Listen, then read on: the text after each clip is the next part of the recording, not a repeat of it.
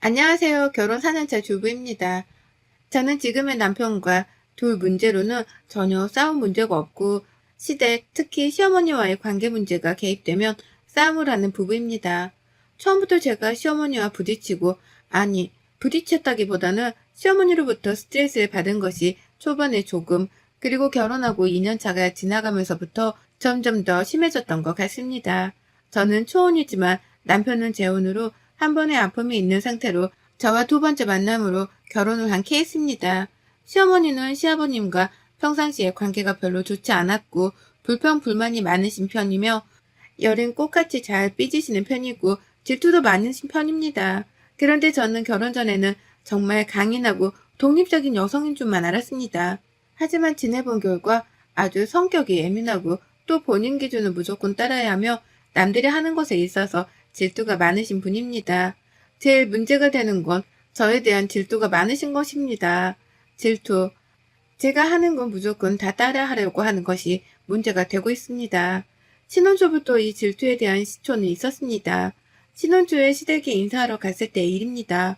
제가 그 당시 혼자서 조그만 사업을 하나 하고 있었기에 나름 돈을 잘 벌었고 해서 젊은 나이에 좋은 차를 타고 있었습니다. 외제차였고 그 나이치고는 오, 성공했다 라고 생각할 차였습니다.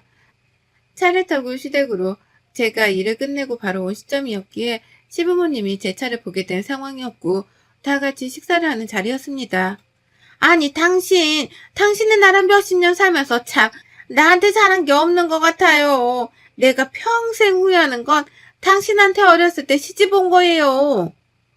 갑자기 뭔 소리야? 이 여자가 지금 며느리도 있는데 싸우자는 거야? 그러는 당신은 나한테 잘한 거 있어? 무슨 맥락으로 지금 뭐라고 하는 거야?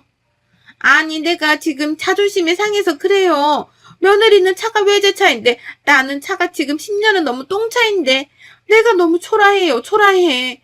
나는 왜 이렇게 살아야 하는 건데요? 참, 무슨 차 가지고 내가 잘한 애 못한 애로 지금 평가를 해? 아니, 엄마, 왜 그래요? 갑자기 무슨 차 이야기로 아버지가 잘했네, 못했네로 연결을 지어요. 어떤 말도 할 수가 없는 상황이었습니다. 시아버지 편을 들 수도 그렇다고 또 시어머니 편을 들 수도 없는 상황. 정말 불편한 상황이었고 여기서 끝나지 않았습니다. 내가 며느리 앞에서 자존심이 상해서 그러니까 당장 나도 며느리랑 똑같은 차로 사줘요. 당장. 시어머니라는 체면이 있잖아요. 그리고 지금까지 살아오면서 내 앞으로 된 것 나한테 남는 것이라고는 아무것도 없는 거 알아요? 정말 나는 이제 껍데기만 남은 것 같은 그런 공허함이 있다고요. 아, 진짜 왜 이래? 이 여자가 며느리 앞에서 창피하게 그만해? 시어머니는 식사하는 자리에서 제 차에 대한 부러움과 본인의 불만과 억울함을 계속해서 표현하면서 시아버지에 대한 서운함과 불만을 토로하고 가족끼리 함께 오붓하게 식사해야 하는 자리를 망치셨습니다. 그렇게 식사는 중단되었고 저도 불편한 마음을 가지고 집으로 돌아오게 되었습니다. 남편 또한 저에게 미안함을 표현했고 시어머니가 저의 차가 많이 부러우셨구나라고 생각했고 시아버지와의 사이가 정말 좋지 않구나, 서운함이 많구나 라고만 생각하고 지나쳤습니다. 그리고 저는 시댁에 갈 때 제 차를 절대 가져가지 않고 남편 차로 가던가 아니면 대중교통을 이용해서 가는 방향으로 바꾸었습니다. 3달 뒤쯤 시어머니가 저희 집에 방문하실 일이 생겼습니다. 그런데 저에게 주차장으로 내려오라고 가져갈 것이 있다고 하셔서 주차장에 내려갔습니다. 아가 반찬이랑 뭐 가져온 게 있어서 그러는데 지하 주차장으로 지금 바로 내려와라. 너 혼자. 네 어머니 지금 내려갈게요. 남편은 집에 있고 저 혼자 지하 주차장으로 내려갔습니다. 저는 시어머니의 똥차를 계속해서 기다렸고 찾았는데 보이질 않았습니다. 그래서 시어머니가 어디 계시는지 전화를 하려고 했는데 저와 똑같은 차 한 대가 제 앞에 섰습니다. 아가, 나다, 나. 시어머니는 저와 똑같은 브랜드의 차를 운전하고 계셨습니다. 주차를 다 하시고 나서 내리셨습니다. 어머니, 차 바꾸신 거예요? 왜? 나는 차 바꾸면 안 되니? 나는 뭐 너처럼 좋은 차 타면 안 되니? 나는 그런 건 누릴 자격 없는 사람으로 보이니? 아니, 그런 게 아니고요, 어머니. 저랑 똑같은 차에서 깜짝 놀랐어요. 그니까 내가 너랑 똑같은 차 하면 안 돼? 그건 아니잖니. 그리고 나도 그 정도 차 탈 사람 정도는 된다. 시어머니는 예민하셨습니다. 저와 똑같은 차 색깔과 브랜드, 기종, 차 시트 색깔까지 정말 비슷하고, 아니 똑같아서 좀 당황스러웠지만 정말 차를 바꾸고 싶으셨구나. 그리고 제 차가 마음에 드셨구나라고 생각하고 대수롭지 않게 넘겼습니다. 남편에게 말했어요.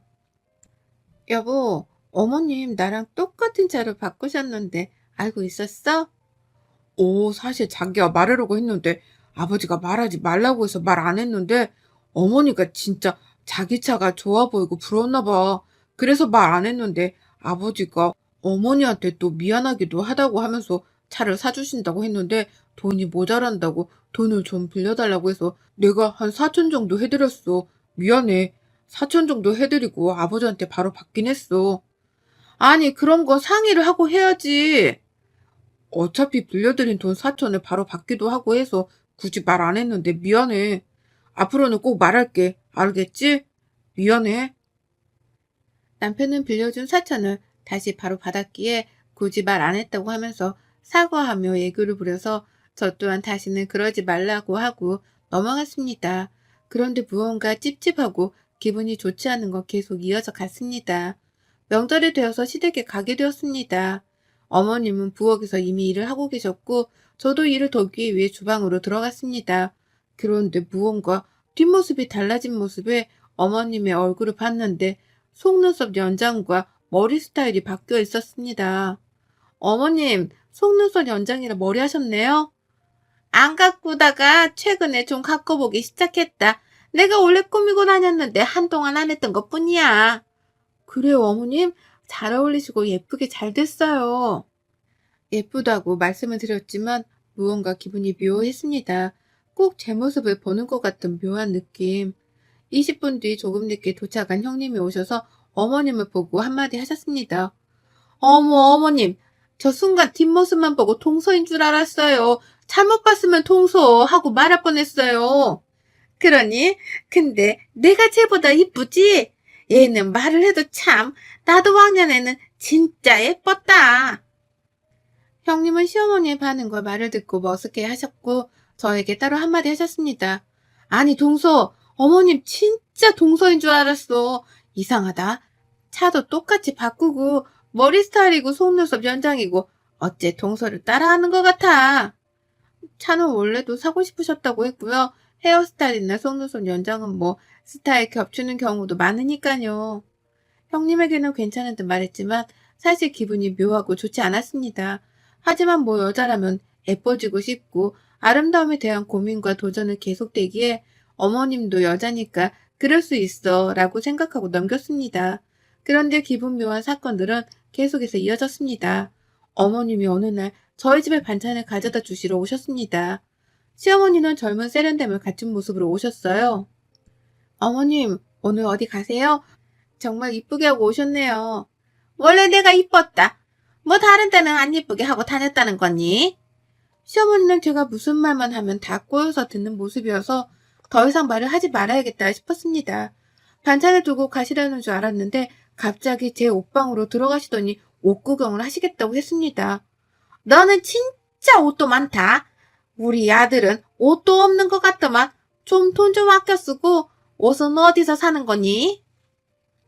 어머니, 저 옷 비싼 거 안 사요. 다 저가 브랜드인데, 그리고 옷 이 정도면 없는 거예요. 나는 여태 세네 벌로 돌려서 입고 했는데, 이 정도가 많은 게 아니고, 그럼 적은 거니?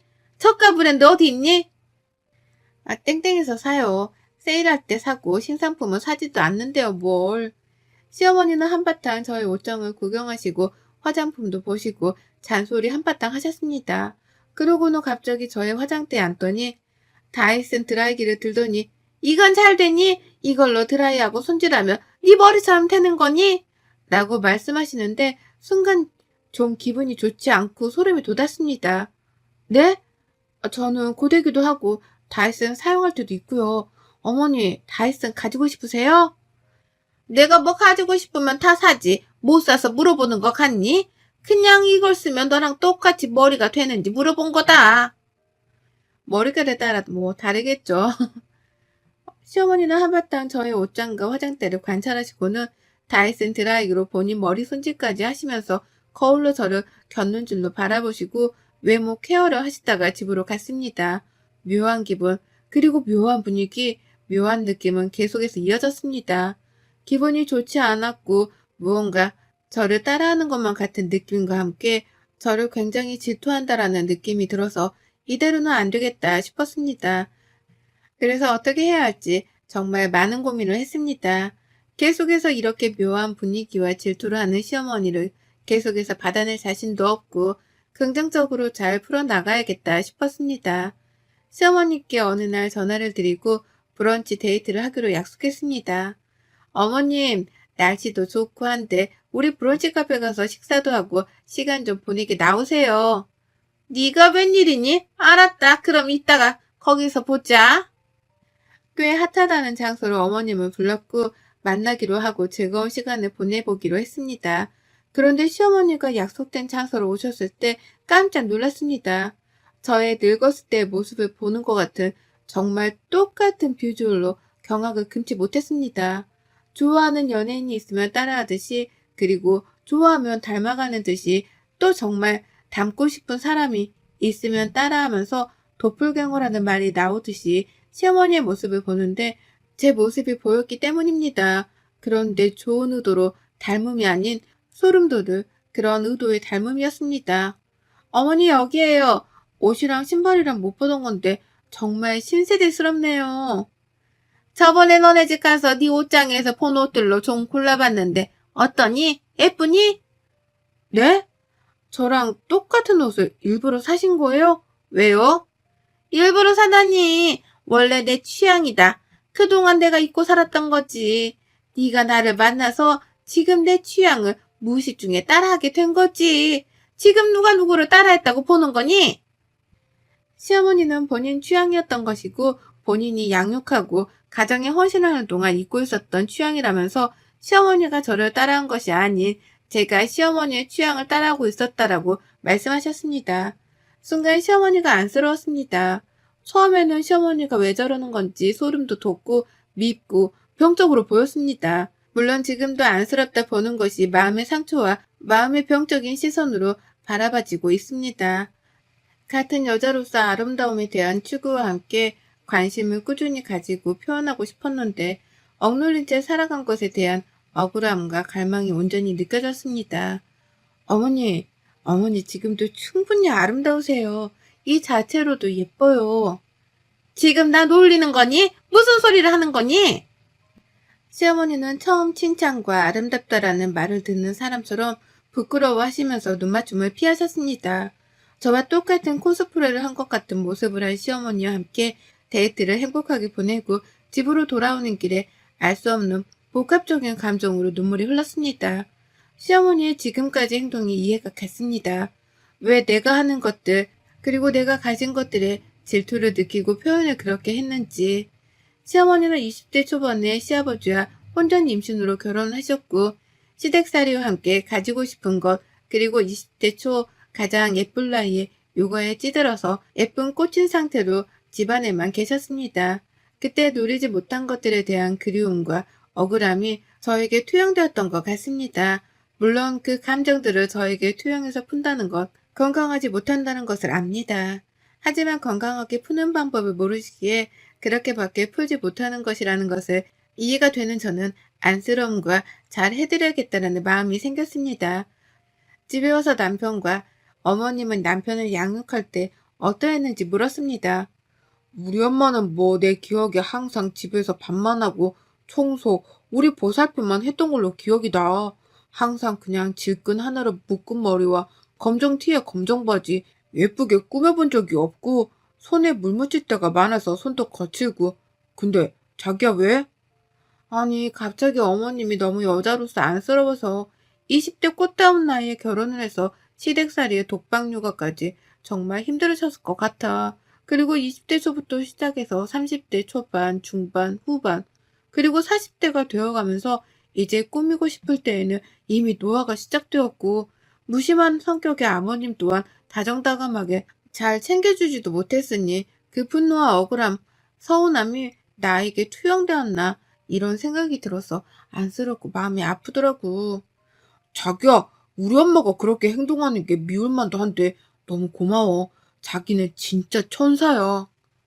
시어머니가 너무 안쓰럽고 잘 해드려야겠다는 생각에 립스틱도 사다 드리고 제가 옷 쇼핑을 하거나 화장품 쇼핑을 하면 꼭 하나씩 더 사서 어머님께 선물도 하고 나름의 마음을 표현하는 시간을 보냈습니다.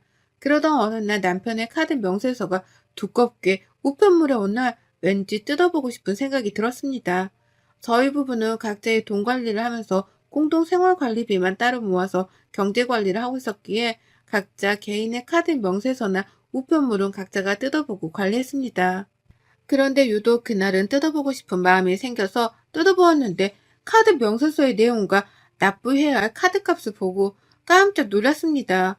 월 1,000만 원이 넘는 카드값과 카드 사용의 출처는 에스테틱과 가방, 옷, 화장품들의 구매였습니다. 그것도 다 여성용이었습니다. 저한테 선물한 적도 없었는데 이것들의 출처는 다 어느 곳인지 의심이 들기 시작했습니다. 나 몰래 지금 여자가 따로 생긴 건가? 손이 떨리고 당장 남편에게 묻고 싶었습니다. 퇴근 후 남편과 함께 식탁에 앉은 상황에서 카드 명세서를 남편에게 들이밀었습니다. 남편은 매우 당황한 모습이었어요.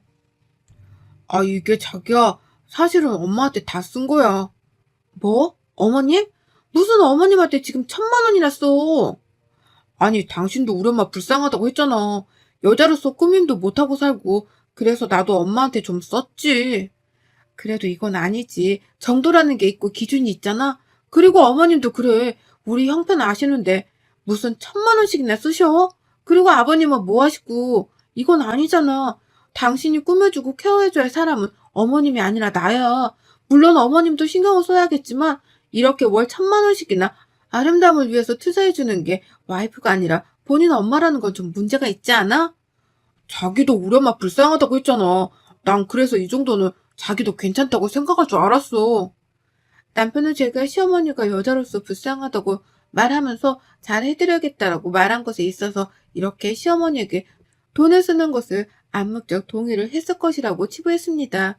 말이 나오지 않았습니다.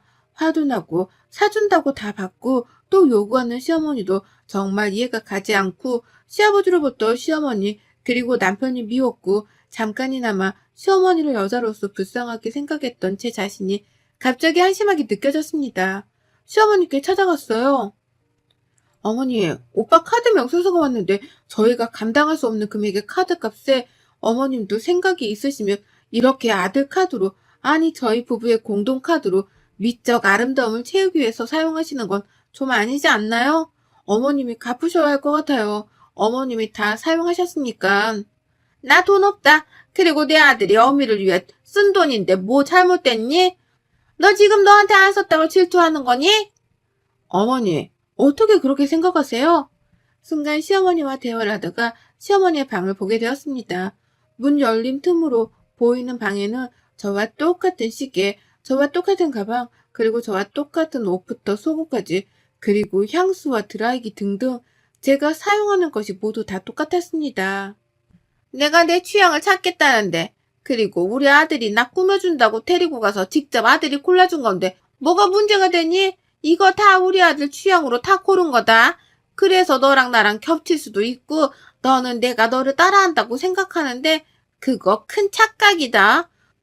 우리 아들이 자기 취향으로 너랑 나랑 만들어 나가는 거야. 너 하나 모르는 게 있는데 우리 아들이 왜 이혼한지 아니? 아들 취향으로 만들다가 안 돼서 그리고 걔가 나랑 자꾸 똑같아지는 게 싫다면서 이혼한 거다. 너도 그전애랑 다를 게 없네. 그러고 보니 남편은 제가 두 번째 결혼인데 첫 번째 결혼의 실패에 대해서 이야기하진 않았지만 언뜻 저에게 예전 와이프와 닮았다는 둥, 저에게 선물할 때도 누군가에게 꼭 선물해 본 것처럼 금방금방 선물을 고르고 그 선물에 대한 포인트에 대해서 잘 알고 알려주었습니다. 정말 시어머니 말대로 저도 남편의 취향대로 맞추어주고 있었던 것인지 시어머니와 저를 똑같이 본인의 취향대로 만들어 놓고 만족감을 느끼는 사람이었는지 제가 알고 지내온 남자가 맞는지 혼란스럽습니다. 그래, 맞아. 내가 원하는 취향으로 꾸며주고 가꿔주는 게 뭐 잘못됐어? 여자라면 이렇게 꾸며줘야지. 여자라면 이래야지. 라는 틀로 내가 내 손으로 만들어간 건데 뭐 불만이야? 그럼 너도 나랑 헤어지면 되겠네. 그동안 저는 남편의 인형놀이에 본인 입맛대로 꾸며주는 인형이 된 기분에 황당함과 분노가 치밀어 올랐고, 또 한편으로는 이런 평적인 사람과의 관계를 정리할 수 있는 기회가 온 것에 감사했습니다. 누군가의 만족을 채우기 위한 삶이 아닌 온전히 저 스스로의 만족감을 느끼며 살아갈 수 있는 기회가 된 이혼이 저에겐 정말 감사한 결정이 되었습니다. 여러분의 생각은 댓글로 남겨주세요. 오늘도 시청해 주셔서 정말 감사합니다.